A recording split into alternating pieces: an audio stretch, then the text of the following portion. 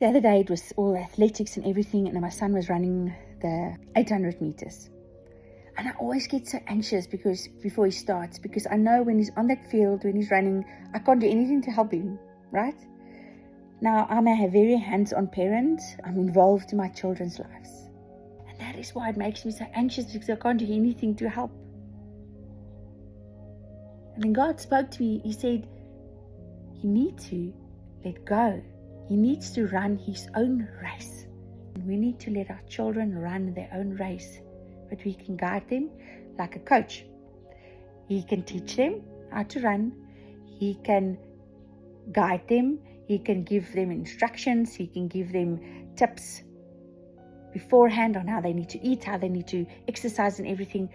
Like a parent, we can do all of those things. But when a child is in their own race, I'm talking about more like teenagers, 16 and above children, when they run their own race in life,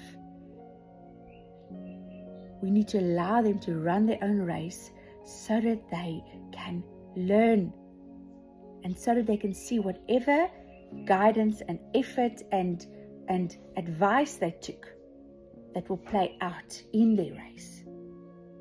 In their race.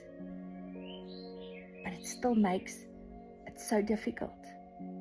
It's so difficult. But God said to me, I need to allow that to happen so that he can grow. So that he will know, okay, next time I need to exercise harder. Next time I need to eat better. Same with life. Next time I need to think before I say something. Next time I need to go sleep earlier. Next time this, next time that. It was such a beautiful lesson for me as a parent to learn, is to step back and let him run his own race. But you know what's the best part of it? Even we, our children, we are never alone. Yes, we make our own choices. Yes, choices affects our future. Yes, choices we make is either good or bad. And then that gives a future of good or bad, right? That gives off, because our actions have consequences, right? What we sow, we reap. But the best part of it, if we are in our race, we are never alone as children of God. We have a choice. Do we want to run it alone? Or do we want to take God's hand and be under his mighty arm of protection, under his mighty arm of instruction, under his mighty arm of direction, correction? Because that is what his word does. It's active and alive, and it penetrates into our soul and it changes us. While we're running our race, are we allowing God to change us? Are we allowing God to go with us in this race, to help us, to strengthen us, to push us? Or are we running this race alone? Are we allowing the guidance of God before the race starts, before the season starts, in his preparation for us for the next season? Are we taking what he wants to give to us? Are we taking, because he always prepares us for the next season? Are we allowing that? Are we listening? That is the most important, yeah. So as parents, as children, we need to know that we are never alone.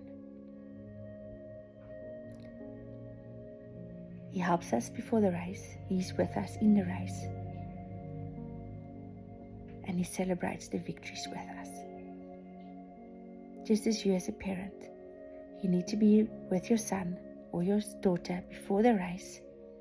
You need to encourage them and pray for them in the race. And you need to rejoice with them after the race.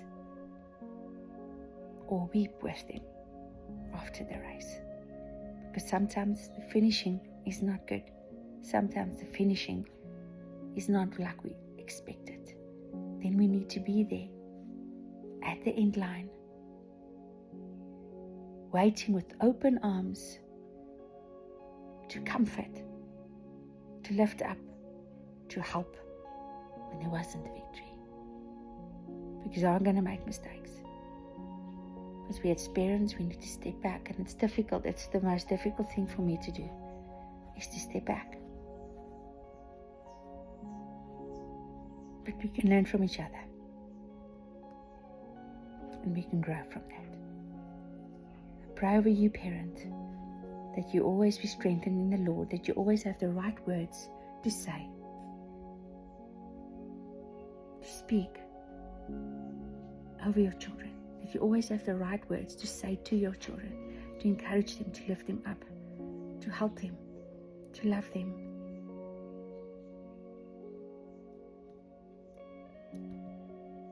Because that will make them better. Teach him the Word of God. Teach him the love of the Father, the nature of the Father, his character. Bless you.